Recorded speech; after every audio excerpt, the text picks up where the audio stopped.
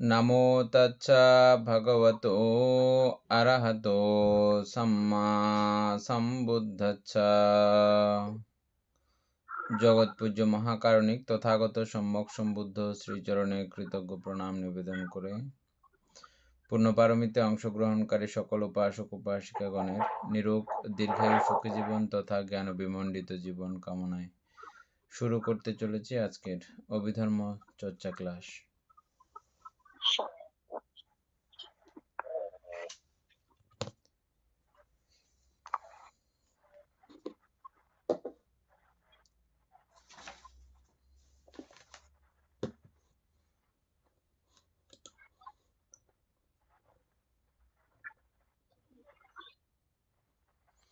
বীতি সংগ্রহের সংক্ষেপাত্ম বর্ণনা কতদূর পর্যন্ত শেষ হয়েছিল মনে আছে? না পুরো শেষ হয়েছিল? আলোচনা আপনার ওই এখানে প্রথম মানে 155 পৃষ্ঠার মধ্যে কিন্তু চিত্ত পরস্পরা ভবাঙ্গের মধ্য দিয়ে এরূপ দ্রুত গতিতে বীতির পর বীতি অতিক্রম করে যে অলক চক্রের আলো রেখার কিংবা চলচ্চিত্রের পার্থক্য নিয়ে এই চিত্র পরস্পরের পার্থক্য আমাদের সাধারণ জ্ঞানে ধরা পড়ে না। এইটা নিয়ে আলোচনা করছিলেন। বীতি সংগ্রহের সংক্ষেপাত্ম বর্ণনা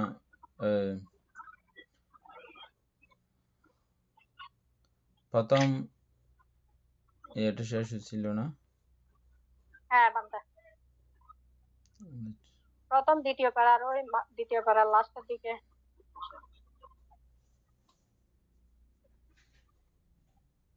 এটাতে আমি আরো আলোচনা করব বলছিলাম নাকি এর দুটোর মধ্যে শেষ করছিলাম? হ্যাঁ হ্যাঁ, না বান্তা আরো আলোচনা করবেন বলছিলেন, ওই যে চলচ্চিত্রের কথা নিয়ে, তারপর নিত্য দোকান আত্মা নিয়ে, এগুলো নিয়ে আলোচনা করবেন।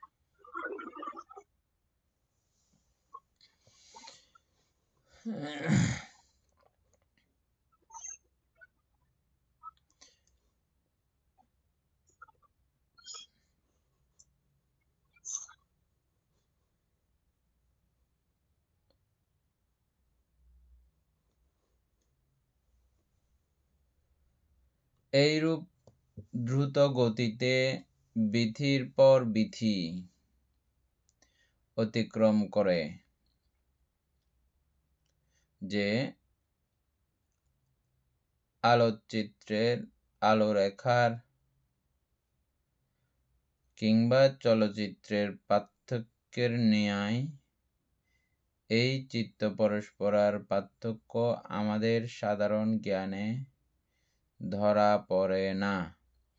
সেজন্য এই অসংখ্য চিত্ত পরস্পরকে একটিমাত্র চিত্ত বলিয়া প্রতীতি জন্মে। জাস্ট এই কথাটা বুঝতে পারলে আমাকে একটু বুঝাই বলতে হবে, আপনারা পুরো অনেক কিছু বোঝা হয়ে যাবে।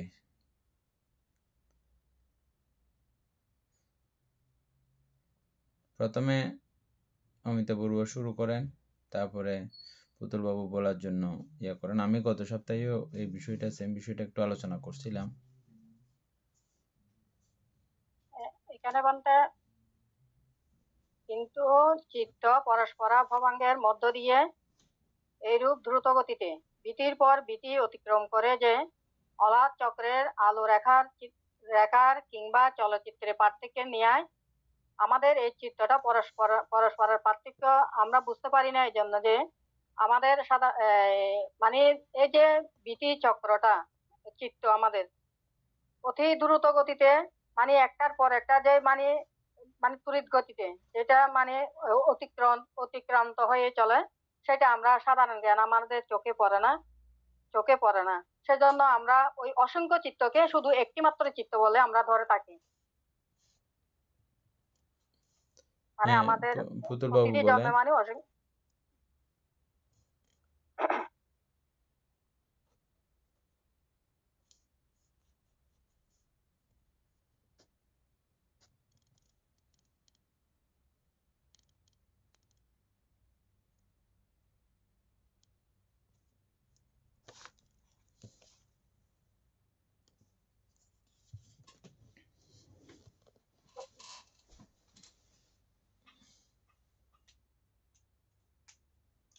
মিউট বন্ধ মনে হয়, মিউট করা মনে হয়, মিউট খোলেন।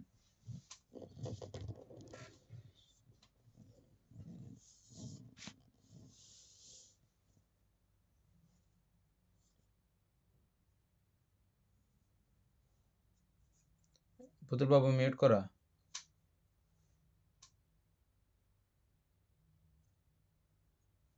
হয় নাই, খোলা হয় নাই,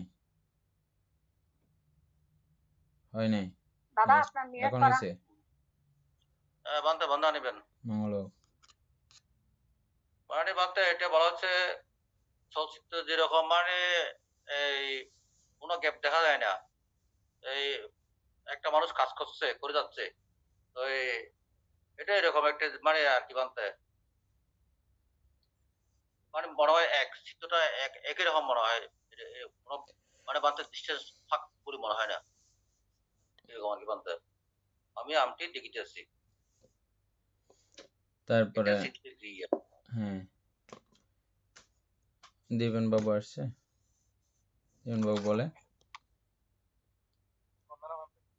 মঙ্গল হোক।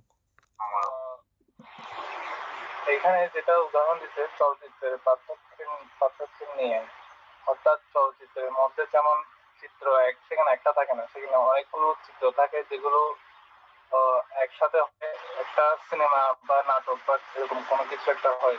ঠিক তেমনি আমাদের চিত্র মানে সেখানে চিত্র একটা হয় না, এখানে চিত্রের মধ্যে অনেকগুলো চিত্র উৎপন্ন হয়, কিন্তু আমাদের থেকে মনে হয় যেন এটা একটাই চিত্র উৎপন্ন হচ্ছে, কিন্তু আসলে এরকম হয় না, এখানে অনেকগুলো চিত্র একসাথে একের পর এক চলতে থাকে, এটা মানে শেষ হয় না, চলমান থাকে আর কি। এতটুকু ভাবতে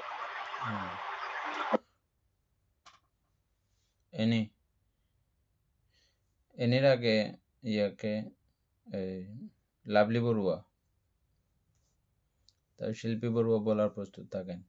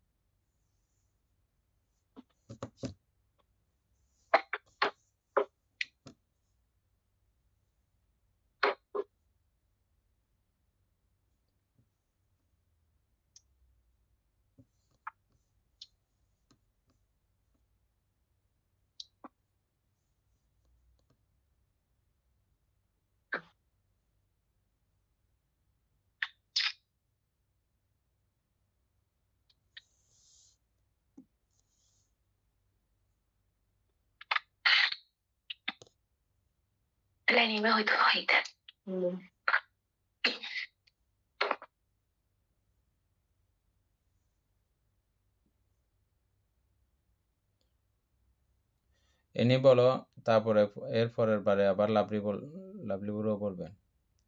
এনি বলো। মানে এখানে কথাটির মধ্যে বোঝাতে চাচ্ছে যে অর্থাৎ এই যে মানে আমাদের যে চিত্রটা যে উৎপন্ন হয় সেটা কিন্তু মানে আমরা হয়তোবা চিন্তা করি যে এটা এক চিত্র, এই যে একটা চিত্র উৎপন্ন হতে কিন্তু আমাদের প্রথমে ভবাঙ্গ থেকে ভবাঙ্গ চলন, এভাবে আস্তে আস্তে বিজ্ঞান সম্প্রতীচ্য সন্তিরণ এমনকি যমনাস্তম্ভ পর্যন্ত যখন পৌঁছে যায়, তখন কিন্তু সেটাকে কিন্তু আমরা শুধু একটা চিত্র বলে ধরে নিই। এই যে এখানে যে উদাহরণটা দিছে, আমি আমটি দেখিতেছি, এই আমটি দেখিতেছি এটা মানে বলতে গেলে যে আমাদের অনেকগুলো চিত্র উৎপন্ন হয়েছে, যেটা হয়তো আমরা এই অভিধর্মত্ব সংগ্রহ যদি আমরা না পড়তাম, সেটা কিন্তু সে সম্পর্কে আমাদের কোনো ধরনের কোনো জ্ঞান হতো না। এই আমটা দেখিতেছি বলে সেটা কিন্তু একদম আমরা এই চিত্রটা যদি বলি দেখিতেছি, এটা সম্প্রতীচ্য সন্তিরণ পার হয়ে ওটা ব্যবস্থাপন পর্যন্ত চলে গেছে, কিন্তু আমরা শুধু জানি যে এটা শুধুমাত্র একটা চিত্তক্ষণ। তো সেই জন্য বলেছে যে এটা সাধারণ জ্ঞান দিয়ে কিন্তু আমাদের কখনো সেটা চোখে পড়ে না। যে এটা যে একটা চলচ্চিত্রের যে উদাহরণটা দিয়েছেন, চলচ্চিত্রের উদাহরণটা হয়তোবা আমরা চিন্তা করি যে এই চলচ্চিত্রটাকে মানে ওনারা তৈরি করেছেন শুধুমাত্র একটা জায়গায় বা অল্প সময়ের, যে আমরা 2 ঘন্টা 2.5 ঘন্টার যে চিত্রটা এটা দেখি, কিন্তু এটা তৈরি করতে কিন্তু ওনাদের কিন্তু বছরের পর বছর কিন্তু সময় লেগে গেছে, কিন্তু এটা মানে এক এক জায়গা থেকে এক এক ওইটাকে কিন্তু জোড়া লাগা দিয়ে দিয়েই মানে মনে হয় যে না এটা মানে ওনারা শুরু করেছেন মাত্র এই মানে শুরু এবং শেষ থেকে ওনাদের বেশি হলেও সময় লেগেছে, আমাদের যে এরকম 2.5 ঘন্টা সময়, ঠিক ওই ক্ষেত্রে ওটা মনে হয় যে এটা হয়তোবা 3-4 ঘন্টার মধ্যে কাজটা শুরু করেছেন। এবং আরেকটা বিষয় হচ্ছে যে ওইটা যে একটার যে এটা কিন্তু এই আজকে যে চিত্রটা ওনারা যে সিনটা নিয়েছেন, এর পরের সিন কিন্তু ওনারা আরো 2 দিন পরে বা 3 দিন পরে নিয়েছেন, কিন্তু এটা যখন একসাথে যখন জোড়া লাগানো হয় তখন কিন্তু আমরা সেটা বুঝতে পারি না যে এটা কি আজকের বা এটা কিভাবে জোড়া লাগিয়েছে। ঠিক ওভাবে চিত্ত হচ্ছে ওরকম যে আমরা এক চিত্ত থেকে আরেক চিত্ত, এক চিত্ত থেকে আরেক চিত্ত এভাবে মানে চলমান চলতেই থাকে, কিন্তু এটা আমরা কিন্তু সহজে কিন্তু বুঝতে পারি না, সাধারণ জ্ঞান দ্বারা কিন্তু এটা বোঝা যায় না। এখানে সেটাই বোঝাচ্ছে বানতে। খুব সুন্দর হয়েছে। তাই শিল্পী বড়ুয়া বলেন, তারপরে লাভলি বড়ুয়া বলার জন্য প্রস্তুত থাকেন। শিল্পী বড়ুয়া।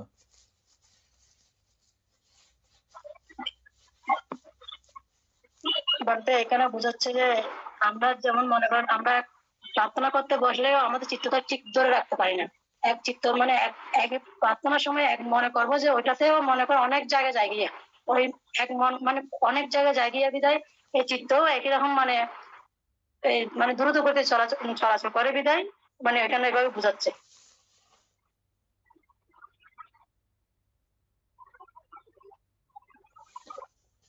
লাভলি বড়ুয়া বলেন এবার।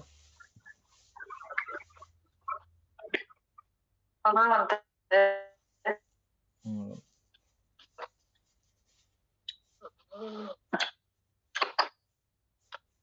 আমি এখন একটা আমলকি খাচ্ছি, এই আমলকি খাওয়ার মধ্যে আমার যে কতগুলো চিত্র যে এখানে সংযুক্ত হলো এটা আমি জানি না, কিন্তু ওইখানে চিত্র এখানে যে চলচ্চিত্রটার মধ্যে ওরা ওই এনি কিছুক্ষণ আগে যা বললো একটি সিনেমা তৈরি করতে ওদের 2-3 বছরের সময় লাগে, অনেক সময় 10 বছর সময় লেগে যায়, কিন্তু ওরা এই স্ক্রিপ্টটা একটার সাথে একটা সংযুক্ত করে করে ওরা এই চিত্রটা আমাদেরকে এই আধা ঘন্টা বা 1 ঘন্টার মধ্যে আমাদেরকে এটা সংক্ষিপ্ত আকারে দেখে, কিন্তু এখানে আমরা ওইটা জানি না ওই কত যে সময় লেগে গেছে ওইটা আমাদের কারো ধারণা নেই। ঠিক ওরকম এক চিত্র তো আরেক চিত্র যেতে যে 1 ন্যানো সেকেন্ডের সময় লাগে না, কেন ওইটাই বোঝানো হয়েছে বলতে।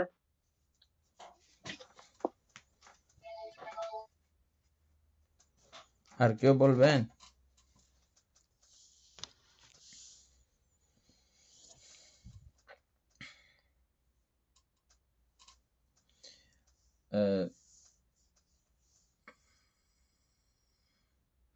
প্রথমে অবিদ্যাকে কেন্দ্র করে সংস্কার হয়েছে, সংস্কারকে কেন্দ্র করে এটা অতীত পাঠ, সংস্কারকে কেন্দ্র করে নামরূপ হয়েছে, বিজ্ঞান হয়েছে, বিজ্ঞানকে কেন্দ্র করে নামরূপ হয়েছে, এই নামরূপকে কেন্দ্র করে সরায়তন সৃষ্টি হয়, সরায়তনের মধ্যে যার যে আয়তন থাকে, যে প্রাণীর যে আয়তন থাকে, সে আয়তন দ্বারা এই স্পর্শ যখন তৈরি হয়, সরায়তনের মাধ্যমে যে স্পর্শ হয়, এই স্পর্শ তৈরি হওয়ার সঙ্গে সঙ্গে আমাদের এই ভবাঙ্গের মধ্যে সংঘর্ষণ হয়, সিগন্যাল যায়, ওই সিগন্যালকে কেন্দ্র করে এই ভবাঙ্গ,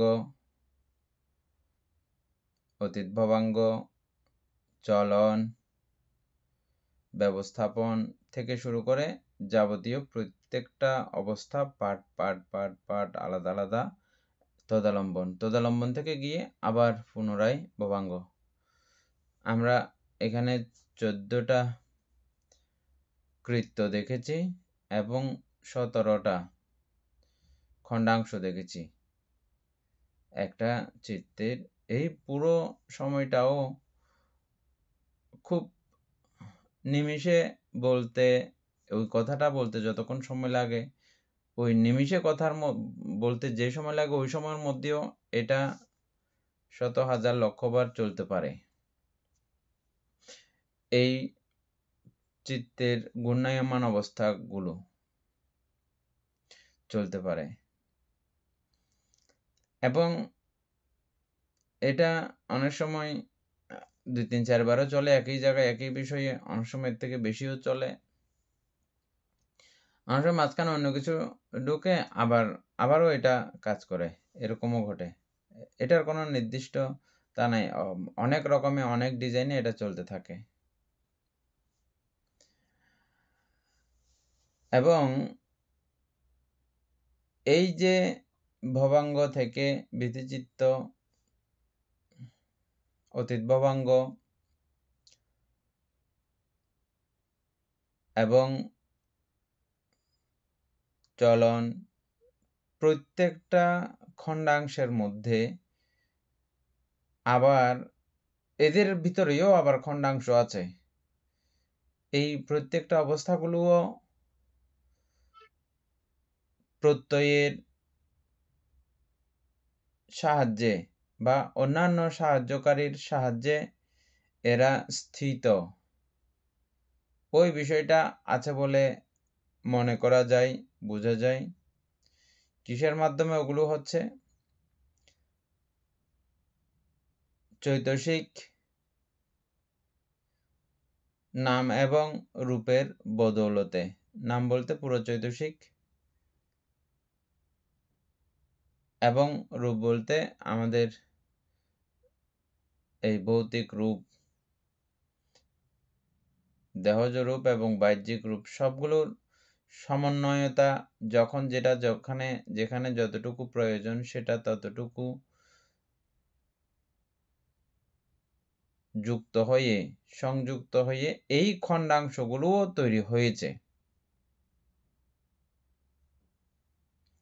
আরো একটু গভীরে যান, আমরা যেই চৈতসিকগুলোকে আলাদা আলাদা করে এখানে আবার যুক্ত হতে দেখতেছি, ওই চৈতসিকগুলোও, ওই রূপখণ্ডগুলোও, রূপের অংশগুলোও, ওরাও প্রত্যেকে যার যার জায়গা থেকে, যার যার জায়গায় প্রত্যেকেই তাদেরও ক্ষুদ্রাংশের, তাদেরও প্রত্যয়ের সন্নিবেশন মাত্র। এভাবে নামের মধ্যে এবং রূপের মধ্যে যত প্রকারের বিষয় আছে প্রত্যেকে এভাবে সংযোজিত। এটা আমাদের এই ভীতিচিত্রেরও আরো আগের সংযুক্তির কথাগুলো বললাম। এরপরে এই ভীতিচিত্ত প্রত্যেকটা অংশ আমরা 17 প্রকারে দেখেছি, এবং কৃত্য হচ্ছে যে 14 প্রকার। এই 17 চিত্তক্ষণের কাজ হচ্ছে 14 প্রকার কৃত্য, না অমিতা বড়ুয়া? হ্যাঁ দন্তে 14 প্রকার। এই 14 প্রকার কৃত্যগুলো এভাবে খুব দ্রুত গতিতে, অত্যন্ত দ্রুত গতিতে সদা সর্বদা ঘূর্ণায়মান, চলমান এভাবে চলতে থাকে। চলতে চলতে আমাদের এভাবে ঘন্টা যায়, দিন যায়, রাত যায়, বছর যায়, মাস যায়, চলতে থাকে। কিন্তু আমাদের কাছে মনে হয় যে এই পুরো জীবনের মধ্যে আমাদের মন নামক অবস্থা ওই একটাই রয়ে গেছে। সারাদিন আমার আজকে এমনটা মন ছিল, এই ধরনের আমার চিত্ত চেতনা সারাদিনে এমন রয়ে গেছে, সারা মাসটাও এমন রয়ে গেছে, একই রকম। আমার চিত্ত যেন কোনো পরিবর্তিত হয় নাই, কিছু হয় নাই, আমাদের কাছে মনে হয় যে এরকম। এবং এটা পুরো বৃদ্ধ হয়ে গেছি আমি পুরো। বৃদ্ধ সময়ে আমি মনে করতেছি যে আমাদের ধারণা উৎপন্ন হয় যে আমার সেই মনটা রয়ে গেছে। তাইলে সেই মনটা কি হয়ে গেছে? এটা ওই যে বিধি চিত্ত বলছিলাম আমরা, এই প্রতিক্ষণে অতীত ভবাঙ্গ উৎপন্ন হয়েছে, সঙ্গে সঙ্গে অতীত ভবাঙ্গ আবার মারা গেছে বলেই চলন তৈরি হওয়ার সুযোগ হয়েছে। ওটা মারা না যাইলে চলন তৈরি হতে পারে না। চলন মারা যায় বলেই উপচ্ছেদ তৈরি হতে পারে। উপচ্ছেদ মারা গেলেই, উপচ্ছেদ না, ভবাঙ্গ দ্বারাবর্তন চিত্ত আর কি। অতীত ভবাঙ্গ, ভবাঙ্গ চলন, ভবাঙ্গ উপচ্ছেদ, ঠিক আছে, আবর্তন। আবর্তন। উপচ্ছেদের পরে আবর্তন। উপচ্ছেদের পরে আবর্তন। ও। উপচ্ছেদ নিঃশ্বাস হয়ে গেলে আবর্তন উৎপন্ন হয়, দ্বারাবর্তন। দ্বারাবর্তন নিঃশ্বাস হয়ে গেলেই বিজ্ঞান উৎপন্ন হতে পারে। এভাবে ক্রমান্বয়ে প্রত্যেকটা একটার একেবারে বিনাশ হইলে আর একটা উৎপন্ন হইতে পারে। এক চিত্তর ব্যাপারও না, এখানে ব্যতিচিত্তের মধ্যেই এগুলো সবগুলো মরে মরে ছাপ হয়ে যাচ্ছে। তাহলে আমরা পুরো যে মানুষ বলতেছি, আমরা আমাদেরকে এটা প্রতিক্ষণিক কত হাজার লক্ষ কোটি বার যে আমরা এভাবে মারা যাচ্ছি, এটা যদি যে কেউ এটা চিন্তা করলে তখন তিনি আশ্চর্য হয়ে যান দেহ নিয়ে। আমি আপনাদেরকে মেশিনের উদাহরণ দিয়েছিলাম। মেশিনকে স্টার্ট দিলে, তেল চালু করে দিলে এটাকে জীবন্ত বলে মনে হয়, কিন্তু মেশিন প্রতি পলকে পলকে এটা ঘুরে ঘুরে এখান থেকে শক্তি সঞ্চয় করে, এটা কারেন্টের হইলে চুম্বকীয়ভাবে শক্তি উৎপন্ন করার মধ্য দিয়ে চলতেছে। আর যেটা আমাদের কয়লার বা তেলের শক্তি দ্বারা এটা প্রেসারের কারণে চলতেছে। এটা এক জাতীয় প্রেসার তৈরি হওয়ার মাধ্যমে চলে, আর ওটা চৌম্বকীয় শক্তি উৎপন্ন করার মাধ্যমে চলে। দুই ডিজাইন করে এই মেশিনগুলো চলে। এখানে যতক্ষণ পর্যন্ত এই কানেকশনটা থাকবে, চালু থাকবে, ততক্ষণ পর্যন্ত এটাকে মনে হয় যে এটা জীবিত বা সঞ্জীবিতর মতো করে আমাদের কাছে মেশিনকেও মনে হয় না মেশিনটা চালু আছে। ঠিক ওই মেশিনের কার্যক্রম, আমাদের কার্যক্রম, এতে কোনো ব্যবধান নাই। মেশিনের প্রতি প্রেসারগুলো আলাদা আলাদা, প্রতি চাপ, প্রতি প্রেসার, প্রত্যেকবার এটা গুণায়ন করতে একবার শক্তি সঞ্চয় করে, আবার এটা ধাক্কা মারে। এই ধাক্কা এবং প্রেসার এটার মধ্য দিয়েই পুরো মেশিনটা সচল এবং সক্রিয়ভাবে থাকে। ঠিক আমাদেরও এই প্রতি মুহূর্তে, প্রতি ক্ষণে ক্ষণে এই চিত্তবিধির চিত্তগুলো একটা মরে একটা জন্ম হয়, একটা মরে একটা জন্ম হয়, এটা থেকে এটার প্রেসারে, এটা থেকে এটার প্রেসারে, এটা থেকে এটার শক্তিতে, এভাবে চলতে চলতে এটা পুরো যায়। আরেকটা বিষয়, এখানে প্রথম স্টার্ট দিয়েছে যেই শক্তি, একদম বন্ধ হওয়ার আগের মুহূর্তের যে শক্তি, মেশিনের কথা বলতেছি, এটা সম্পূর্ণ আলাদা। এনে খুব গুরুত্বপূর্ণ। এবং ওই প্রথমটা না থাকলে এই শেষেরটাকে কি পাওয়া যায়? শেষেরটারও কি অস্তিত্ব আছে? প্রথমটার সঙ্গে আবার শেষেরটারও এরকম একটা খুব অন্তযোগীয় সম্পর্ক এটা রয়ে গেছে, বুঝছেন? এক কথাতে আমরা প্রতি ক্ষণে ক্ষণে এভাবে মারা যাচ্ছি, প্রতি চিত্তবিধিতেই আমরা মারা যাচ্ছি, চেতনাগতভাবে, চিত্তগতভাবে প্রতি চিত্তক্ষণেই আমরা মারা যাচ্ছি। এবং রূপীয়ভাবে এই দেহটাও প্রতি ক্ষণে ক্ষণে এই রূপখণ্ডের মৃত্যু যদি দেখতে চাই আমরা, সেম একইভাবে এটাও রূপীয়ভাবেও মারা যাচ্ছে প্রতি ক্ষণে ক্ষণে, এবং অরূপী নামভাবেও মারা যাচ্ছে প্রতি ক্ষণে ক্ষণে। এই অবস্থার মধ্যে আপনি এটাকে একচিত্ত বলার মতো ভাষা হারিয়ে ফেলবেন। এটা একচিত্ত, আমার একই রকম মন রয়ে গেছে, এটা বলার জন্য অভিব্যক্তি আপনি হারিয়ে ফেলবেন যদি এটা বুঝেন, বুঝছেন? এজন্য অত্যন্ত গুরুত্বপূর্ণ, অতীব গুরুত্বপূর্ণ। তবে আমার মনে হচ্ছে যে এটা আমরা 2-3 বার পড়লেও আগে যেন পড়ি নাই, এবারের পড়া থেকে মনে হচ্ছে, বুঝছেন? তারপরে এবারে বুঝতে না পারলেও ভিডিওটা আরো বেশ কয়েকবার দেখবেন, দেখার পরেও যদি বুঝতে না পারেন মনে হয় আবার জিজ্ঞেস করবেন। এ নিয়ে আশা করি এতটুকু আলোচনার মধ্যে এই বিষয়টা, যে বিষয়টা এখানে বোঝাতে চেষ্টা করা হয়েছে, আমি একটু আগে থেকেও টেনে বলেছি, একটু পরে থেকেও টেনে বললাম। বুঝে গেছে না?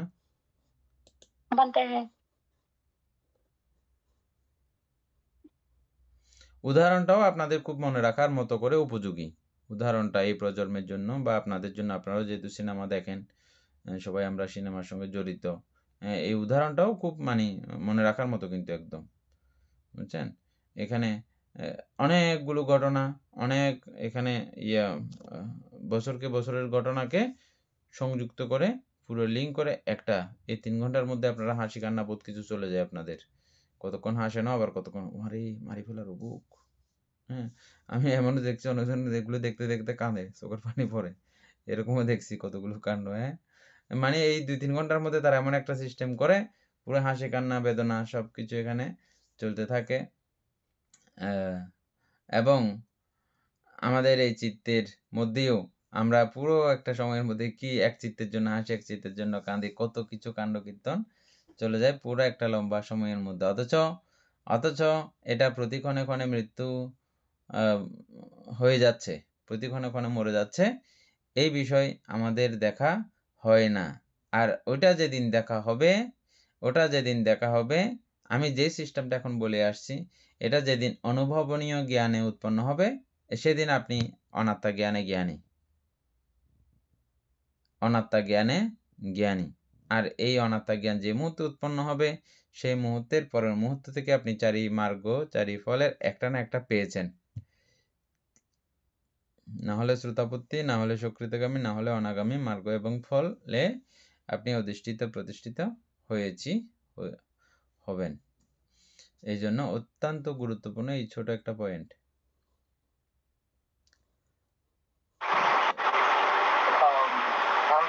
হ্যাঁ, আমাদের চিত্ত যদি প্রতিক্ষণে উৎপন্ন হয়ে ধ্বংস হয়ে যায়, তো ধ্বংস হয়ে যাওয়ার পরে তারপরে বারবার যে উৎপন্ন হচ্ছে, এটার কারণটা কি?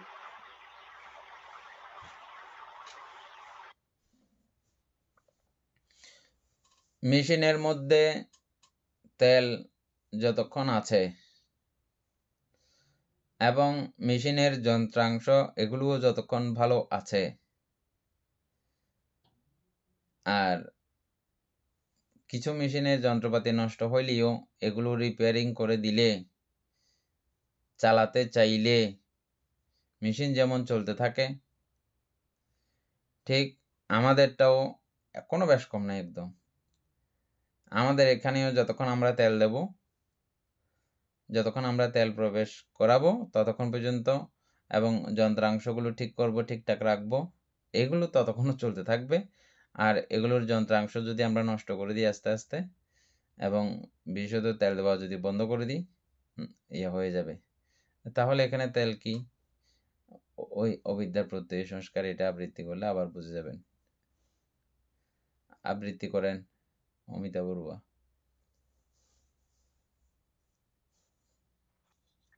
মানে এখানে অবিদ্যার পথে সংস্কারের পথে বিজ্ঞান, বিজ্ঞানের পথে নামরূপ, নামরূপের পথে সরায়তনের পথে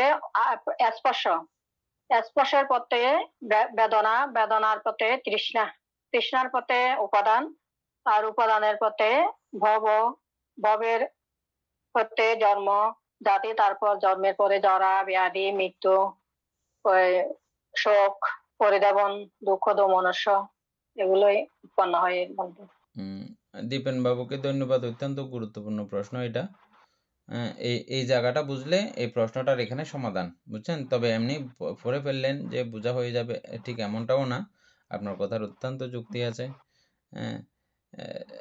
এটা যেহেতু একবার যদি সৃষ্টি হয়, এটা নির্দিষ্ট সময় পর্যন্ত এটা চলতে থাকবে। আর যখন এই কার্যক্রমে যখন আপনি ফাইনাল ভাবে বুঝে যাবেন, তখন আপনি এখানে অবিদ্যার জায়গায় বিদ্যা উৎপন্ন করলে, বিদ্যা উৎপন্ন করা মাত্র তখন আপনার সংস্কার নিরোধ হয়ে যাবে। বিদ্যার উৎপত্তিতে সংস্কারের নিরোধ হয়। সংস্কার চিনেন, জানেন, বুঝেন, আমরা অনেকবার আলোচনা করেছি, আরো প্রায় সময় এটা আলোচনা করতেই থাকবো, এটা আমাদের নিত্য আলোচনার বিষয়। কিন্তু এটা, এই সংস্কার যখন নিরোধ হয় তখন বিজ্ঞান নিরোধ হয়ে যায়। আর বিজ্ঞান নিরোধ হয়ে গেলে নামরূপ নিরোধ হয়ে যাবে। নামরূপ নিরোধ হয়ে গেলে সরায়তন নিরোধ হয়ে যাবে। সরায়তন নিরোধ হয়ে গেলে স্পর্শ নিরোধ হবে। স্পর্শ নিরোধ হলে বেদনা নিরোধ হবে। বেদনা নিরোধ হলে তৃষ্ণা নিরোধ হবে। তৃষ্ণা নিরোধ হলে উপাদান নিরোধ হবে। উপাদান নিরোধ হলে ভব নিরোধ হবে। ভব নিরোধ হলে জাতি নিরোধ হবে। জাতি নিরোধ হলে জরা ব্যাধি শোক পরিদেবন দুঃখ দমনস্য হায়ুতাস নৈরাশ্যতা। সংক্ষেপে যদি বলতে যাই, এই পুরো দুঃখ স্কন্ধ, দুঃখ রাশির নিরোধ হয় এই সিস্টেমে। এতেও আপনি যেভাবে প্রশ্ন করেছেন সেভাবে বোধহয় আপনার পুরো নিতে পারতেছেন না। জন্মগ্রহণ করে ফেললে এটা এইভাবে একবার এই দেহ বরাবর এই জিনিসটা চলতে থাকবে। তবে আমার কাজ কি বলতে পারেন? আমার কাজ কি এখানে? আমার কাজ হচ্ছে যে ওই জাস্ট অবিদ্যার জায়গায় বিদ্যা উৎপন্ন করা। বিদ্যা উৎপন্ন করলে বাকি অনেকগুলো যা আগের ছিল ছিল, এগুলো আমার কোনো হাত নাই। এগুলো অনেক কিছু খণ্ডিত, সংযোজন, বিযোজন হয়ে আমার একটা ভালো অবস্থান আমার তৈরি হবে। ভালোভাবে বাঁচবো, ভালোভাবে থাকবো, ভালো একটা দারুণ একটা অবস্থা আমার তৈরি হবে। খারাপ কিছু থাকলেও এগুলোর সঙ্গে আমার কোনো সম্পর্কিত আর থাকবে না। খুব মজার একটা বিষয়, হ্যাঁ?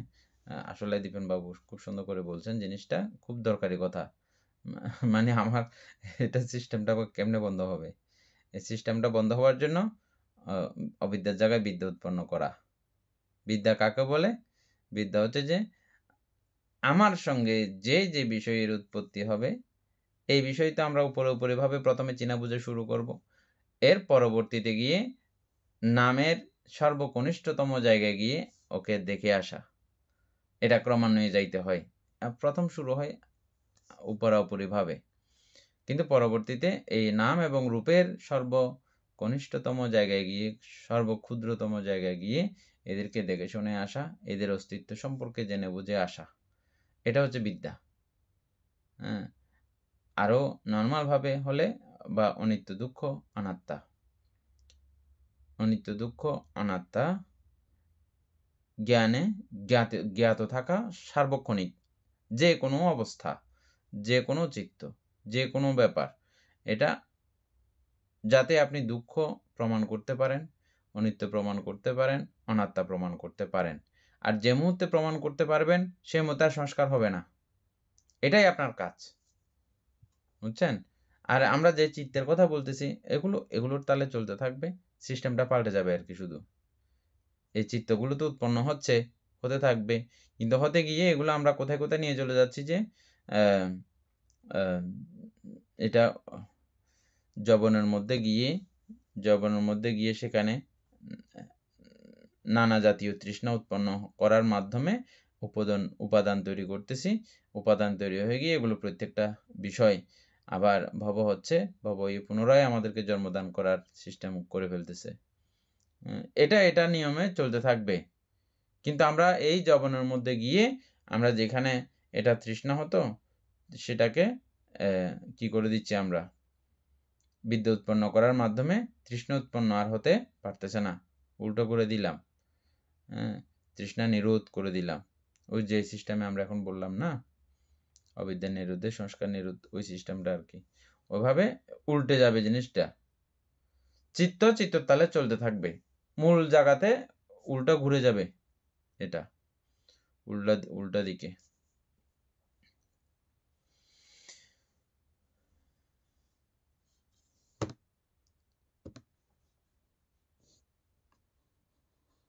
দীপেন বাবু এটা বুঝলে বলেন, না বুঝলে এও বলেন।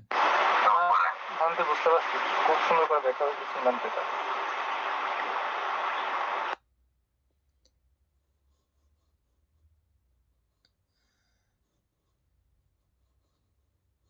আমি আমটি দেখিতেছি, তাহা একটি মাত্র চিত্তের ক্রিয়া।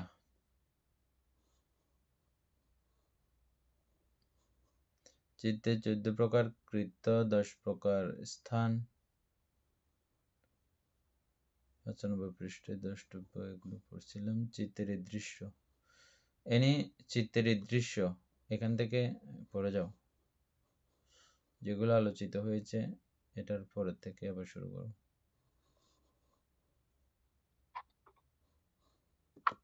চিত্তের ইদ্রিকি একটি মাত্র অনুভূতিতে 4 শ্রেণীর সহস্র সহস্র বৃত্তির উৎপত্তি সম্বন্ধে পরে আলোচিত হইতেছে। এই বৃত্তিচিত্ত ও ভবাঙ্গ উভয়ে স্ব স্ব আলম্বন, কৃত্য ও স্বভাব সম্বন্ধে বিপরীত ভাবাপন্ন। এই গ্রন্থের 105তম পৃষ্ঠায় পাঠক ভবাঙ্গ সম্বন্ধে প্রাথমিক আলোচনা দেখিয়াছেন।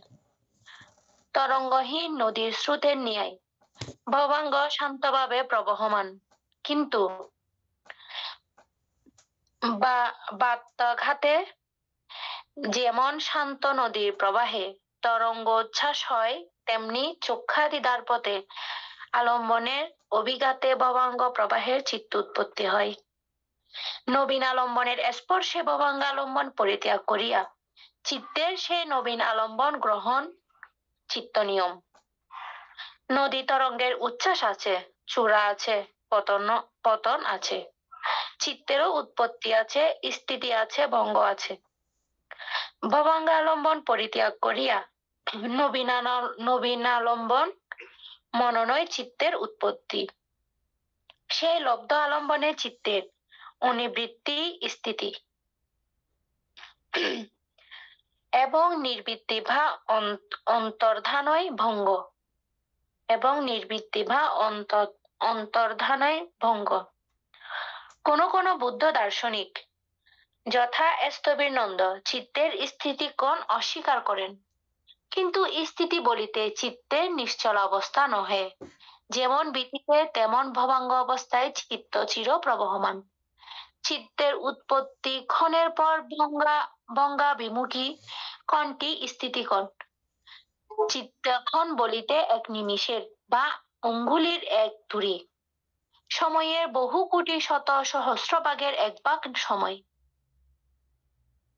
এক তুরি সময়ের মধ্যে অনেক কোটি শত সহস্র বেদনা উৎপন্ন হয় বলিয়া অর্থকথায় উক্ত আছে। এইরূপ এক উৎপত্তিক্ষণ, এক স্থিতিক্ষণ এবং এক ভঙ্গক্ষণ, এই প্রকার 3 ক্ষণে এক চিত্তক্ষণ হয়। এই এক চিত্তক্ষণই এক চিত্তের আয়ু। চিত্তের দ্রুতশীলতা উপমা মিলে না বলিয়া সর্বজ্ঞ বুদ্ধকেও স্বীকার করিতে হইয়াছেন। বান্তে এই জায়গাটা আমাদের অবশ্য অনেকদিন করে আলোচনা করা দরকার, অত্যন্ত গুরুত্বপূর্ণ। আমি এতক্ষণ আলোচনা করছি, এখন মনে হচ্ছে যে তাতেও মানে পর্যাপ্ত না, এটা আরো আলোচনা করলে আরো বিষয়টা খুব সুন্দর হয়। তারপর এই জায়গাটার মধ্যে তুমি যেটা বুঝছো সংক্ষিপ্তভাবে আলোচনা করো। তারপরে অমিতা বড়ুয়া, তারপরে লাভলি বড়ুয়া আলোচনা যেগুলো করতেছে ভালো করে শুনবেন, শুনে আবার পুনরায় আপনাকে করতে হবে। এনি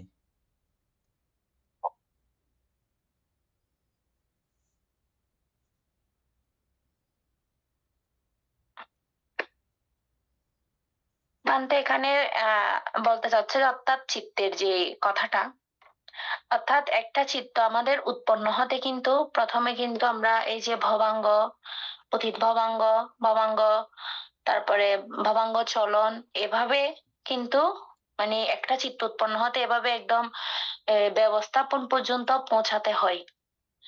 তো ঠিক এভাবে কিন্তু এই চিত্তের মধ্যে কিন্তু আমরা স্থিতি উৎপত্তি দেখেছি, চিত্ত কিভাবে উৎপত্তি হয়েছে এবং চিত্ত স্থিতি কিভাবে হয়েছে এবং ভঙ্গ কিভাবে হয়েছে। কিন্তু এই চিত্তটা কিন্তু হয়তো বা আমরা এই যে প্রথমে যে নদীর যে প্রবহমান, যেটা এই মানে আমরা ঢেউর যে তরঙ্গ উচ্ছ্বাস, একটা ঢেউ যখন উৎপন্ন হয় ওই ঢেউর শেষ হতে এরপর আরেকটা ঢেউ উৎপন্ন হয়, মানে একটার কারণে আরেকটা সৃষ্টি, একটার কারণে একটা সৃষ্টি। কিন্তু ওই প্রথম যেটার কারণে সৃষ্টি আমরা কিন্তু সেটাকে কিন্তু মানে সেটা উপলব্ধি করতে পারি না, কিন্তু সেটার ওই প্রথমটার কারণে কিন্তু বাকি সবগুলা সৃষ্টি। তো উৎপত্তি, সেই জন্য চিত্তের উৎপত্তিটা কিভাবে হয়, উৎপত্তি হয়েছে, হওয়ার পরে এরপরে এখানে আবার আলম্বনের যে বলেছে, অর্থাৎ এই আলম্বনের যে কথাটা বলেছে আহ অর্থাৎ ভবাঙ্গ ওইটাও কিন্তু এক আলম্বন ছিল। ছিলার পরে কিন্তু নতুন যখন আরেকটা আলম্বন হলো, ওই ভবাঙ্গ অবস্থাটা কিন্তু ওই সময় পরিত্যাগ করে ওই আলম্বনের দিকে আমরা আস্তে আস্তে আমাদের চিত্তের উৎপত্তি হচ্ছে। চিত্তের উৎপত্তি হওয়ার পরে সেটা আমাদের চক্ষুদ্বারে এসে সেটা চক্ষুদ্বারের মধ্যে বিজ্ঞান উৎপন্ন হয়ে এভাবে সম্প্রতীচ্য সন্তিরণ ব্যবস্থাপন পর্যন্ত গিয়ে এভাবে বাকি সব যার কার্যক্রম সেটা। সেই ক্ষেত্রে কিন্তু চিত্ত কিন্তু অনেকবার উৎপত্তিও হয়েছে, স্থিতিও হয়েছে, ভঙ্গও হয়েছে, যেটা হয়তো আমরা মানে সেটা সহজে সাধারণভাবে সেটা কিন্তু বুঝতে পারি না। এবং এই একটা চিত্ত এটা কিন্তু ওই লাস্টে যেটা বলেছে যে স্থিতি, স্থিতি বলেছে যে শুধু মানে যে একদম থেমে থাকে ওরকম না চিত্তের। ওইটা কিন্তু আবার কোন কোন বইয়ের মধ্যে সেটা কিন্তু মানে চিত্তের যে স্থিতি সে কথাটা কিন্তু ওনারা কিন্তু মানে গ্রহণযোগ্য মনে করে নাই। চিত্ত কখনো স্থির থাকতে পারে না, এটা চলমান থাকবে, ভঙ্গ হবে, মানে উৎপত্তি হবে, ভঙ্গ হবে। ঠিক এভাবে কিন্তু ওই একটা চিত্ত উৎপন্ন হতে যে আমাদের মানে বলা হচ্ছে যে কোটি শত সহস্র মানে ওরকম পর্যন্ত হয়তো বা আমাদের মধ্যে কিন্তু উৎপন্ন হয়েছে, কিন্তু আমরা সেটা মানে খুব সামান্য সামান্য সময়ের মধ্যে, খুব সামান্য সময়ের মধ্যে কিন্তু ওই চিত্তটা উৎপন্ন হয়, স্থিতিও হয়, আবার এই যে নিরুদ্ধ হয়ে যায়। তো সেই জন্য এখানে বলেছে যে মানে এখন চিত্তের মানে এক চিত্তের আয়ু, মানে এক চিত্তের আয়ু মানে অর্থাৎ স্থিতি না উৎপত্তি, স্থিতি, ভঙ্গ, মানে এই তিনটাই হচ্ছে যে চিত্তের আয়ু। কিন্তু সেটা কখন উৎপন্ন হচ্ছে, কখন স্থিতি হচ্ছে, কখন শেষ হয়ে যাচ্ছে সেটা কিন্তু আমরা বুঝতে পারি না। কিন্তু আমি আর বলতে পারতেছি না। দীপন বাবু বলেন।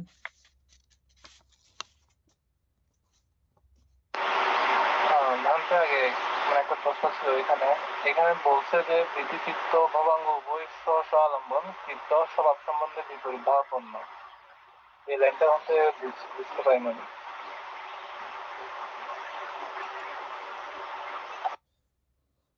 এনে আমিও চিন্তা করছিলাম এটা মানে এক লাইন করে করে গেলে একটু হবে আর কি, নাহলে এটা সবাই নিতে পারবে না পুরোপুরি।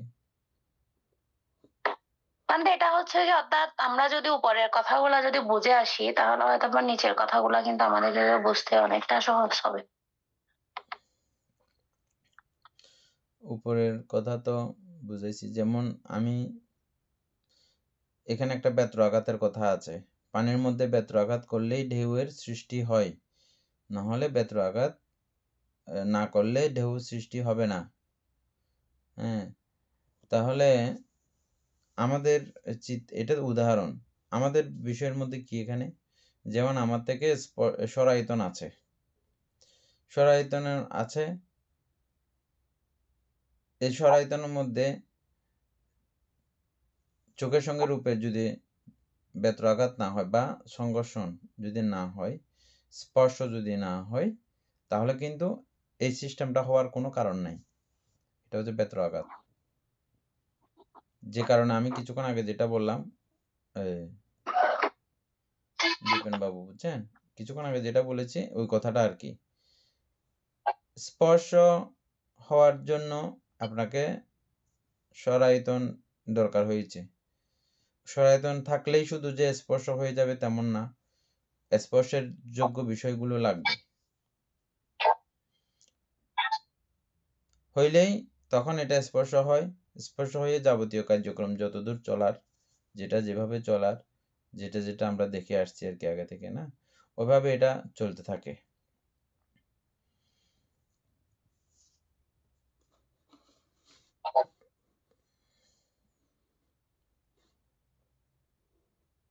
চিত্তের দৃশ্য একটি মাত্র অনুভূতিতে, চিত্তের দৃশ্য একটি মাত্র অনুভূতিতে, এই লাইনটা বুঝেছেন অমিতা বড়ুয়া? চিত্তের দৃশ্য একটি মাত্র অনুভূতিতে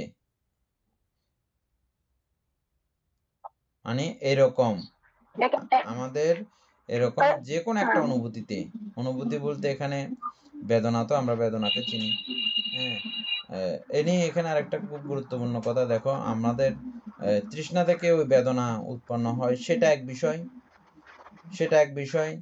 সর্বচিত্ত সাধারণ চৈতসিকের মধ্যে বেদনা আছে, এটা কিন্তু মাথায় রাখতে হবে। হ্যাঁ, এনে বুঝছো ব্যাপারটা? এই অনুভূতি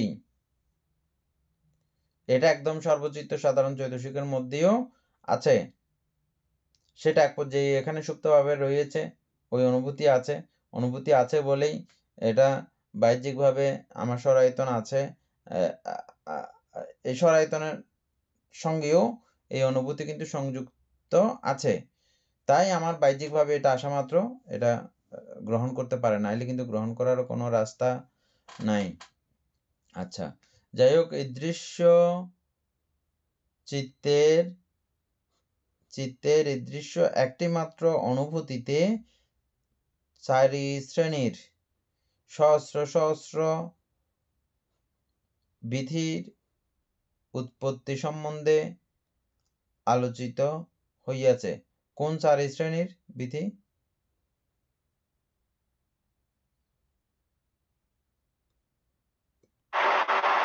কামাবচ্ছর, রূপাবচ্ছর, অর্থবচ্ছর, অকুপ্ত।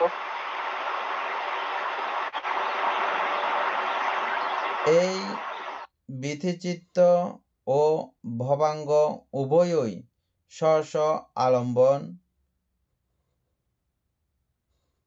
এই বিধিচিত্ত ও ভবাঙ্গ উভয়ই স্ব স্ব আলম্বন। এদের প্রত্যেকের যে যেখানে আছে ওই জায়গার ওই বিষয়ের আলম্বন আছে তো এনি চিত্ত যখন যে জায়গায় থাকে তখন সেই জায়গার সেই আলম্বন আছে তো। আছে বানতে আলম্বন ছাড়া চিত্তকে এক্ষণ এক মুহূর্ত কি দেখার কোনো উপায় আছে? নাই, চিত্ত আছে এটা বলারও কোনো উপায় আছে? নাই, উপায় নাই। বানতে সুতরাং এগুলো ওই লাইন ওইভাবে বুঝলে এটা কোনো কষ্ট নাই। বিধির উৎপত্তি সম্বন্ধে না,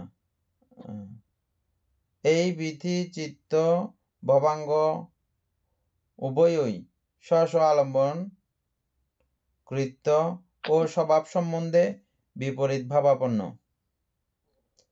স্বভাব সম্বন্ধে বিপরীত ভাবাপন্ন এই জায়গাটা বুঝছো? এনি স্বভাব সম্বন্ধে বিপরীত ভাবাপন্ন, এটা কি বুঝছো?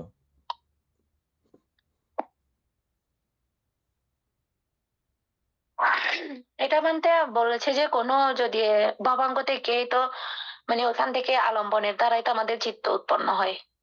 তো আলম্বন একই হলেও চিত্ত এবং ওই আবার স্বভাব অনুযায়ী কিন্তু এটা কিন্তু মানে এক এক সময় এক এক ধরনের হয় বা ওরকম মনে হয়।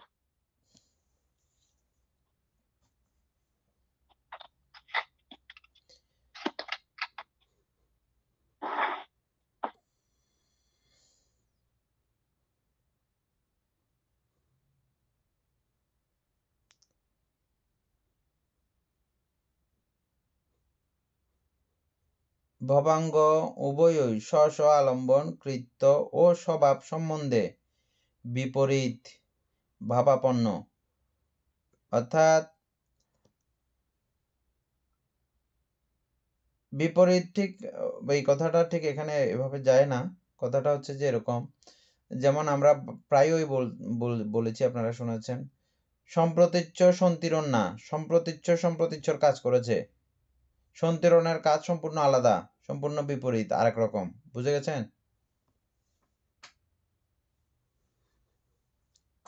বিপরীত মানে আবার এখানে বিপরীত শব্দটা এড করলে উল্টো দিকে ঘুরানির একটা ব্যাপার হয়ে যাবে।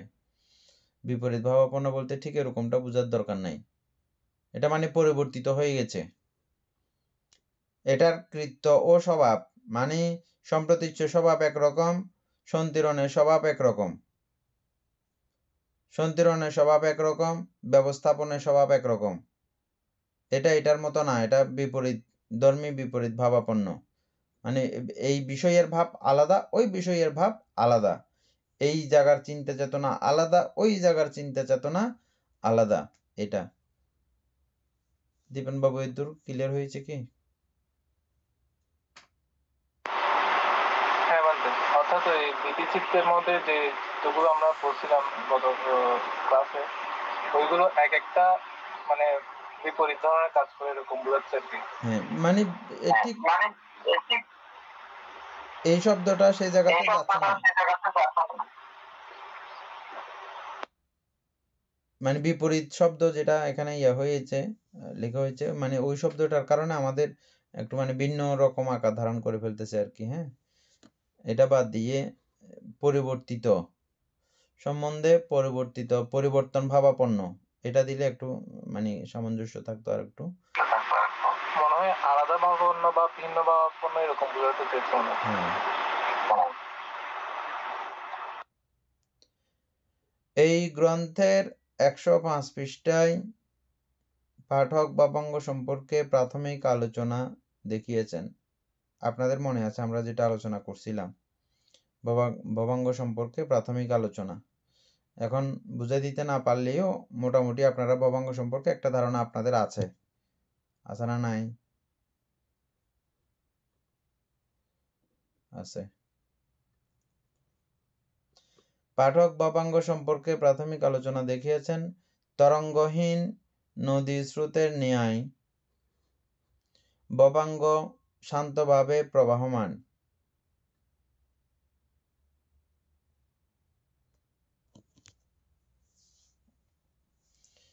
আমরা কখনো তরঙ্গহীন নদী দেখেছি? কোথায় দেখেছেন? আমাদের ছোটখাটো নদী যেগুলো দেখি না আমাদের ওখানেও ছোটখাটো তরঙ্গ আছে, তরঙ্গ ছাড়া নদী নেই। এটা জাস্ট এটা মাথায় রাখতে হবে। মানে এটা চলতে থাকলে তরঙ্গ থাকবে। এমনি পাইপের মধ্যে কোনো বাতাস ঢুকার বা এটা সেটা জায়গা না থাকলে তখন এটা তরঙ্গ দেখা যাবে না যে, কিন্তু ওখানেও তরঙ্গ আছে, ওটা যেহেতু রুলিং হচ্ছে, রানিং হচ্ছে, আমরা দেখতেছি না, ঠিক আছে, এটাতে বাহ্যিকভাবে দেখা যাচ্ছে না, ঠিক আছে, কিন্তু ওখানেও তরঙ্গ। এটা জাস্ট উদাহরণ, বুঝা গেছে? নি তরঙ্গ ছাড়া কোনো নদী নাই। একখানা একখানা হইলেও ঢেউ আছে না নাই? পানি চলিলে ঢেউ থাকিব। নদী মানে পানি চলে, আর চলিলে আর ঢেউ ছাড়া অবস্থা নাই, ঢেউ অবশ্যই থাকিব। এটা জাস্ট একটা উদাহরণ। যদি তাই হতো, এই তরঙ্গহীন ভাবে যদি এটা তরঙ্গহীন, এদিকে বলতেছে যে এটা প্রবাহমান, মানে এটা গতিশীল, গতিসম্পন্ন। আমাদেরকে ভবাঙ্গটা চিনানোর জন্য একটা জিনিস বলা হচ্ছে যে এটা প্রবাহমান বটে, কিন্তু এটার মধ্যে কোনো তরঙ্গ নাই। এই ভবাঙ্গটা প্রবাহমান। কি জন্য প্রবাহমান? এটা প্রতি মুহূর্তে এইভাবে উৎপন্ন ধ্বংসের মধ্য দিয়ে ওই জায়গাটা ঠিকঠাক রয়েছে চারিদিকে। এই বিষয়টা ঠিকঠাক থাকার কারণে আমাদের রূপীয় অবস্থাগুলো ঠিকঠাক আছে। তারপরে যেটা যেখানে যেই জিনিস যেই যন্ত্র যেভাবে থাকা দরকার সেগুলো সবগুলো ঠিকঠাক আছে বলে এই ভবাঙ্গ জায়গাটা, ভবাঙ্গ অবস্থাটা চলমান এবং প্রবাহমান এটা রয়েছে। আমরা যেভাবেই থাকি না কেন, সেখানে যখনই কোনো রকমের এই সর আয়তনের সঙ্গে বাহ্যিক এই সর বিষয়ের যখন সংঘর্ষণ হয় তখন তরঙ্গ তৈরি হয়। এছাড়া এগুলো না হইলে, এগুলো না থাকলে তখন এই তরঙ্গহীন নদীর মতো সদা প্রবাহমান। ওই ভবাঙ্গটা সদা প্রবাহমান। এটা না থাকলেও, সর আয়তনের সর বিষয়ের সঙ্গে কোনো সম্পর্ক না থাকলেও ভবাঙ্গ কিন্তু সদা সর্বদা এটা চলমান, প্রবাহমান। এ নিয়ে দূর পর্যন্ত হয়েছে। এটা তুমি আগে থেকে জানো, সবাই আগে থেকে জানে। আমি আবার লাইন বাই লাইন একটু করতে চেষ্টা করতেছি যে, আর এই উদাহরণটাও খুব মনে রাখা জরুরি। হ্যাঁ, এখানে যেটা বললাম, নদীতে কখনো কোনোভাবেও তরঙ্গহীন থাকার কোনো সম্ভাবনা নাই। ছোট বাচ্চাদের এটি এককারে, কিন্তু তরঙ্গহীন থাকবে না এরকম কোনো কথা হতে পারে না। এটা জাস্ট উদাহরণ হিসেবে আমাদেরকে মানে বুঝে নিতে হবে এরকম। ভবাঙ্গ শান্তভাবে প্রবাহমান। এই তরঙ্গহীন অবস্থায় ভবাঙ্গ ঠিক শান্তভাবে প্রবাহমান, কিন্তু বেত্রাঘাতে আমাদের আমরা ভবাঙ্গ পড়ছি, আমরা প্রথমে যেটা ভবাঙ্গটা পড়ছি এটা চিত্তের নিষ্ক্রিয় অবস্থা। তখন চিত্তের কোনো কাজ থাকে না, হ্যাঁ হ্যাঁ, চিত্তের কোনো কাজ থাকে না। তো এখানে ওই যে তখন শান্তভাবে থাকে সেটা বলতে মনে হয়। যদি এখানে বাইরের সরায়তনের স্পর্শ যদি বাইরের মানে আমাদের বাইরে কোনো কিছু যদি স্পর্শ হয় তাইলে এটা জাগ্রত হয়, এটা বুঝেছেন। হ্যাঁ নাইলে এটার তালে এটা চলমান, এটা নির্দিষ্ট তালে নির্দিষ্টভাবে চলমান প্রবাহমান। এখানে আমরা অতীত ভবাঙ্গ চলন এই জাতীয় একটা সার্কেলের মধ্য দিয়েও এভাবে একটা চলমান দেখতেছি, চিত্তের ভীতিচিত্র দেখতেছি। এটা ছাড়াও মানে এটা নাই এখন, তাইলে কি এটা থেমে রয়েছে, চুপচাপ রয়ে? না, সেটাও থেমে রয় নাই, সেটাও তার কার্যক্রমের মধ্য দিয়ে সে প্রতি মুহূর্তে প্রতিক্ষণে চলমান মানে সক্রিয় অবস্থায় ভাবে ও সঞ্জীবিত ভাবে ও চলমান রয়েছে, চলমান থাকে ওটাও। আচ্ছা, কিভাবে কি রকম করে চলমান থাকে এটার কি আরেকটু গভীর থেকে এনে কি কিছু বুঝাইতে পারো? ওটার চলমান অবস্থা কিরকম, বা ওটা কি ধরনের চলমান অবস্থা, প্রবাহমান অবস্থা? দীপেন বাবু বলার জন্য প্রস্তুত থাকবেন, অমিতা বড়ুয়া এগুলো শুনে তারপরে বলার জন্য প্রস্তুত থাকবেন, শিল্পী বড়ুয়া, লাভলি বড়ুয়া। হ্যাঁ এনি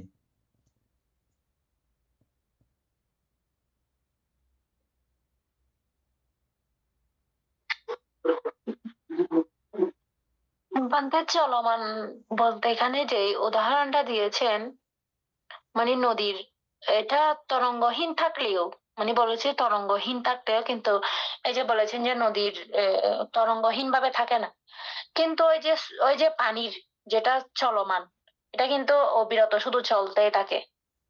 মানে ঠিক আমাদের চিত্তের মধ্যেও কিন্তু এটা কিন্তু ভবঙ্গ অবস্থায় থাকলেও চিত্তের কিন্তু চলমান অবস্থা থাকে।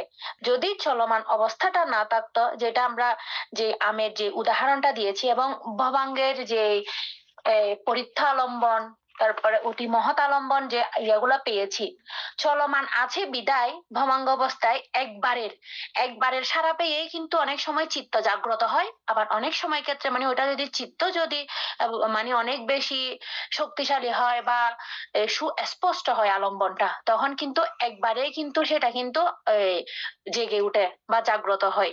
আবার হয়তোবা আমরা এরপরে অনেকবার 2 বার 3 বার 4 বার এভাবে একে একে কিন্তু আমরা 6-7 বার পর্যন্ত ওরকম ভবাঙ্গ অবস্থায় দেখেছি। কিন্তু চলমান না থাকলে কিন্তু এটা কিন্তু হয়তোবা কখনো এভাবে জাগ্রত হতো না মনে হয়। মানে আমি জানি না। না যা বলছো ঠিক আছে, আর কেউ বলবেন? এটা দেরি হয়ে যাচ্ছে, আমি বলে ফেলি। হ্যাঁ, এটা বলে এখন ক্লাস শেষ করে দেব। আবার কালকে কিন্তু সেম বিষয় আবার জিজ্ঞেস করব সবাইকে, খুব ভালো করে মনে রাখবেন। ভবাঙ্গ যে আছে, এই ভবাঙ্গের মধ্যেও সর্বচিত্ত সাধারণ চৈতসিক অন্য কিছু না থাকুক, কিন্তু সর্বচিত্ত সাধারণ চৈতসিক আছে তো এনি? আছে বান্দে। এই আছে যে ওই আছাটা ওই থাকাটা কি স্থায়ীভাবে এরা কি সারাক্ষণ বসে রয়েছে? না, সারাক্ষণ না। এরাও সারাক্ষণ এখানে ঢুকতেছে, নির্দিষ্ট একটু ক্ষণের জন্য ঢুকে আবার তাদের সময় শেষ ও শেষ, আবার নতুন করে প্রত্যেকটা চৈতসিক এভাবে উৎপন্ন হচ্ছে। এই 7টা উৎপন্ন হয়ে এগুলো বাঁচামরার মধ্য দিয়ে ওটাও ওইভাবে রানিং। ওটা ওই সর্বচিত্ত সাধারণ চৈতসিক সারাক্ষণ প্রতি মুহূর্তে যতক্ষণ আমরা এই দেহে প্রাণ থাকে, আমাদের যাবতীয় দেহবর্ধনের কার্যক্রম সহ মনুষ্যলোকীয়ভাবে বলতেছি, এবং অরূপীয়ভাবে অরূপের মতো করে, রূপীয়ভাবে রূপের মতো করে, এটা এখানে বেঁচে থাকার জন্য, এই সিস্টেমটা বেঁচে থাকার জন্য ওই সর্বচিত্ত সাধারণ চৈতসিকের সমন্বয়ে এটা সারাক্ষণ এভাবে প্রবাহমান। তবে ওই জায়গাটা ও নদীর উদাহরণের মতো একই। নদী যেমন আমি কিছুক্ষণ আগে বললাম যে এটা তরঙ্গহীন অবস্থায় থাকতে পারে না, অবশ্যই তরঙ্গ আছে। আমাদের একেবারে সম্পূর্ণ নির্দেশ ইয়াভাবে থাকলেও ওখানেও স্বাভাবিকভাবে বুঝে নিতে হবে যে ওখানেও ওই পানির যেরকম চলন আছে, এই ভবাঙ্গেরও এরকম চলন আছে, ওটাও এরকম একেবারে নিস্তেজ অবস্থায় এরকম করে থাকার এটারও উপায় নাই। আমি যে পর্যন্ত চিন্তা করতে করতে করতেছি, আপনারাও সেই পর্যন্ত এখানে চিন্তা করতে করতে দেখবেন এটাও তো এরকম না চলিয়ে থাকতে পারবে না। হ্যাঁ, যদিও বা আমাদের পুরো সেন্সিটিভিটির সঙ্গে পুরা সম্পর্কহীন অবস্থায় আছে, থাকলেও কিন্তু এটার কিন্তু একটা চলমান এবং সবকিছু আছে। আর আমরা যেটা বেত্রাঘাত, তরঙ্গ বা ঢেউ এগুলো বলতেছি, এগুলো পরবর্তীতে যখন সরাসরি আমার চোখের সঙ্গে রূপের যখন স্পর্শ হয় তখন এটা তরঙ্গ ঢেউয়ের উৎপত্তি হয়। এর আগেও এটা ছিল খুব নিবিড় এবং শান্তভাবে, পানি যেমন একদম বাতাস টাতাসহীনভাবে যদি নর্মালভাবে চলতে থাকে, যেরকম বোঝা যায় না এটা পানি চলতেছে, বোঝা যায় না, ঠিক এরকম আমাদের ভবাঙ্গের মধ্যেও এই একটা এরকম অবস্থা। কিন্তু সেখানেও এই তরঙ্গ আছে, কিন্তু তরঙ্গটা তরঙ্গ হিসেবে গণার মতো পরিস্থিতির মধ্যে নেই। যেহেতু সদা ওখানে মরতেছে ঢুকতেছে, মরতেছে ঢুকতেছে, সর্বচিত্ত সাধারণ জ্যোতিষগুলো সারাক্ষণ এভাবেই ঘূর্ণায়মান ভাবে রয়েছে। এবং আমাদের দেহ সিস্টেম যতক্ষণ ঠিক আছে, এ নিয়ে আমি বুঝাইতে পারছি জায়গাটা।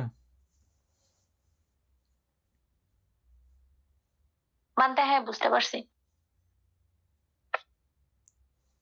কালকে কিন্তু বলতে হবে ক্লাস শুরু হইলে মাত্র। হ্যাঁ, সবাইকে জিজ্ঞেস করব, বাবলি বড়ুয়া না লাভলি বড়ুয়া।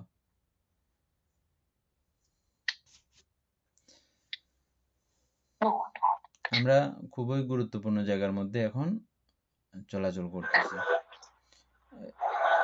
এবং আপনারা নিজেরাই বুঝতে পারতেছেন অভিধর্ম অন্যান্য ক্লাসগুলো, স্কুলের ক্লাস বলুন, অন্যান্য ক্লাস বলুন, এগুলো মিস করা যায়। আসলে মিস দিলে এর পরের দিন থেকে বুঝতে পারবেন। কিন্তু এটার এমন একটা অবস্থা, এটা যদি মিস দেন, মিস করেন, হ্যাঁ, এগুলোর পরেরটা আর কিছু বোঝা যাবে না। এটা ভালো করে অন্তত আপনাদের আইডিয়া হয়ে গেছে যে অন্য সব ক্লাসের মধ্যে মোটামুটি পাস করার একটা ব্যাপার থেকে যাবে, এখানে শুধু ফেল করার ব্যাপার থাকে মিস করলে, বুঝছেন? তো সেজন্য আপনাদের এই যে আগ্রহ, প্রত্যেকদিন ক্লাস করার যে আগ্রহ, শত রকমের কাজ থাকে আপনাদের, আমি জানি। তো এই কাজ থাকার পরেও আপনাদের গর্ভবতী তো অনেকজনের ঘরের মধ্যে গর্বা আসে, গর্বাকে দূর গর্বা টর্বা বইও আগে আর ক্লাস গুরুত্বপূর্ণ। ক্লাস শেষ করি আগে তো তোমার লগে আত্মীয়তা করছুম, তোমার সঙ্গে যা যা করিব তা করছুম। তো এগুলো শুনে শুনে আসলে আমার ক্লাসের প্রতি এই যে আগ্রহ, হ্যাঁ, এই কয়েকজনের থেকে এই যে রিপোর্টগুলো শুনি, এগুলো আমার খুব আশ্চর্য লাগে, অদ্ভুত লাগে, বুঝছেন? আমরাও সচরাচর এরকম করে অনেক সময় পারি না, কিন্তু আপনারা যে এটা করতেছেন, এটা খুব গুরুত্বপূর্ণ জিনিস। কিন্তু গর্ব আসলে, অতীত আসলে না, অত্যন্ত গুরুত্বপূর্ণ জিনিস, গুরুত্বপূর্ণ ব্যাপার। কিন্তু এই গর্বাকে সহজে বসায় দিচ্ছেন, হ্যাঁ, আমি নাম বলতেছি না আর কি, বসা দিচ্ছেন, এটা কিন্তু চারটিখানি কথা নয়, এটা কোনো সহজ কথা নয়। গর্বাকে বসিয়ে দিয়ে গর্বাকেও ক্লাস এটা দেখো, একদিন হলেও দেখো, একদিন হলেও তোমার মহা মঙ্গল হবে বলে দেখাই দিচ্ছেন, দেখাই করতেছেন, এবং অন্যান্য শত রকমের কাজ থাকলেও সবগুলো বাদ দিয়ে এই যে ক্লাসের জন্য সময় রাখতেছেন, এটা আসলেই অভাবনীয়। এবং আমি চিন্তা করলে মাঝে মধ্যে খুবই আশ্চর্যান্বিত হই, এবং আপনাদেরকে আমি একদম অন্তরের গভীরতম স্থান থেকে হৃৎনিংড়ানু মৈত্রী সদা সর্বদা জ্ঞাপন করি, এবং আপনাদের সর্ববিধ জয় মঙ্গল কামনা করি। এবং আপনাদেরকে এভাবে চর্চা করতে গিয়ে আপনাদেরকে যেগুলো আমি বুঝি জানি, এগুলো আবার পুনরায় আপনাদেরকে রিপিট করতে গিয়ে, এবং পুনরায় এই বই বারবার রিপিট করার কারণে যেই অনুভূতি উৎপন্ন হয়েছে, এগুলো আপনাদের অবদান সেখানে রয়েছে। আপনারা এভাবে ক্লাস করতেছেন বলে, আগ্রহ দেখাচ্ছেন বলেই এটা এভাবে আলোচনা হচ্ছে, না হলে কিন্তু এটা সম্ভব নয়। তো এতক্ষণ যাবৎ আমরা এই অভিধর্ম অর্থ সংগ্রহ চর্চা করার ফলে, আলোচনা করার ফলে যে দৃষ্টধর্ম পূর্ণ উপলব্ধি করেছি আমরা, দৃষ্টধর্ম বলতে প্রত্যক্ষ করেছেন আপনারা, অন্যান্য পুণ্যকরণ যে এগুলো আপনারা হয়তো দেখতে পান না, কিন্তু এটা কিন্তু দেখতে পাচ্ছেন সরাসরি আপনাদের এখন স্বচক্ষে দেখতে পাচ্ছেন এই পুণ্যটা। এগুলো প্রত্যক্ষ পুণ্য। এই পুণ্য রাশি আমরা অনন্ত চক্রবাসী সত্যগণকে দান করছি, গুরুভান্তিদিওকে দান করছি, মাতা পিতাগণকে দান করছি এবং আপনাদের উদ্দেশ্যেও দান করছি। আপনাদের সর্ববিধ জয় মঙ্গল কল্যাণ সাধিত হোক, মঙ্গল সাধিত হোক এবং নিরোগে নিরুপদ্রবে দীর্ঘায়ু সম্পন্ন হয়ে অবস্থান করুন। এবং এই পুণ্যের কাছে আমরা প্রত্যেকে প্রার্থনা করব নির্বাণ লাভ, অবধি অসৎ ব্যক্তি মূর্খ ব্যক্তি পাপ ও মিত্রের সংসর্গ লাভ না করে সদা সর্বদা জ্ঞানদর্শী কল্যাণ মিত্রের সান্নিধ্যে সংসর্গ লাভ করতে সক্ষম হই। এইরূপ সাধু কামনা পোষণ করে আজকের মতো ক্লাস এখানেই সমাপ্ত করছি। সাধু সাধু সাধু।